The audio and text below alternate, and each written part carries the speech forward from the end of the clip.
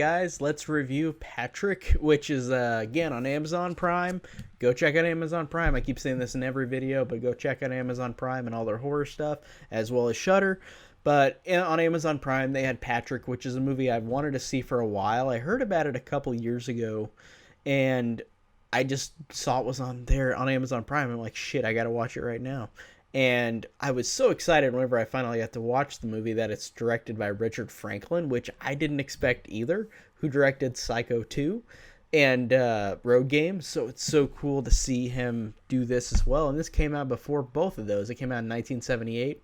And again, it's from Australia, and it's a horror film, but kind of sci-fi towards the end. So it feels like it's like something like Carrie or The Fury kind of towards the end of the movie, where the main plot of this is this character Patrick, who kills his parents, is set in a coma a couple years later and in this hospital, and this new nurse comes in, and she Kathy, she comes in, and Patrick is comatose, like he doesn't move, and he just, all this weird stuff starts happening towards Kathy, where you kind of realize that Patrick may not truly be dead, or not. Well, I mean, he's not dead, but he's comatose, and you may think that he might still have feelings and able to think for himself, even though he's in this state.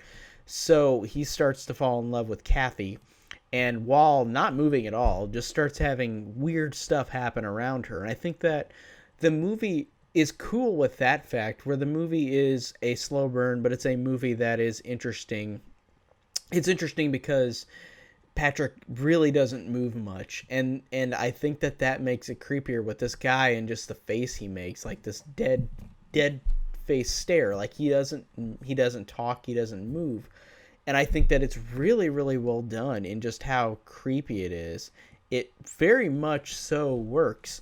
And I really thought that performance alone from this guy who doesn't blink, just sits there like a vegetable. Of course, he's comatose. He sits there. It works very, very well, and it's very creepy.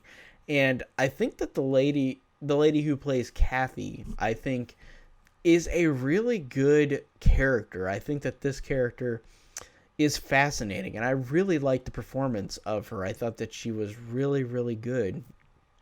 I'm trying to. Her name is Susan Penhaligon.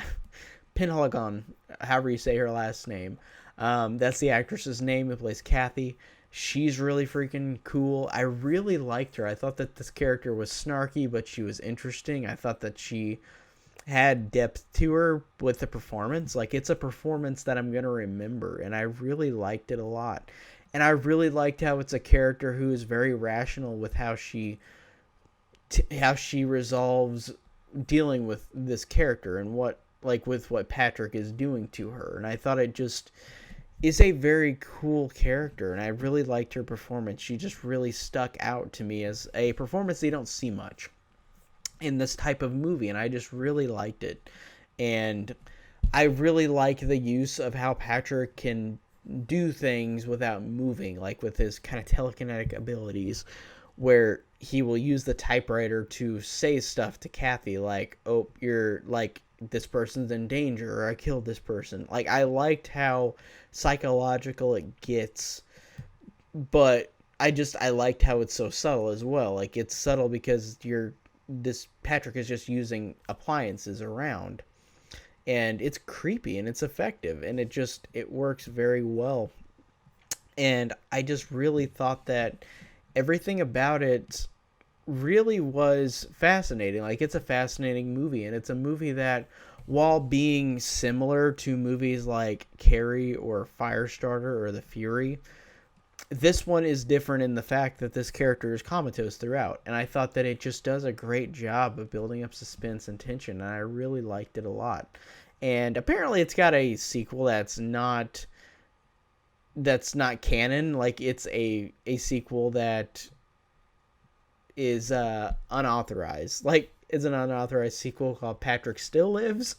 And I'm looking at Wikipedia right now for the first Patrick, and it's talking about the sequel, and it says the film was billed and as is sometimes referred to as a direct sequel to the events of the 1978 film, but besides the name and premise, the sequel is unrelated. So it's kind of like a we're going to trick you into thinking this is a sequel, and it's not really. It's kind of like how they did that movie, that movie Alien 2, but it's not aliens. It's not. They just made it literally right after the first Ridley Scott Alien 2 on Earth, but it's not the sequel to the first Alien. It's just they use that title just to get viewers. So I guess that's how Patrick Still Lives is, but I'll still try to see that one even though it's not connected. And apparently there's a remake too. And I haven't seen that, but it came out in 2013. So I'll have to check that one out as well. It's funny to see Patrick getting 3 different iterations, but it's a movie that I really liked, and I really am glad that I saw it. I thought it was really fun and enjoyable and really creepy and effective. Like I said, the main girl is really awesome. Patrick is really creepy and effective.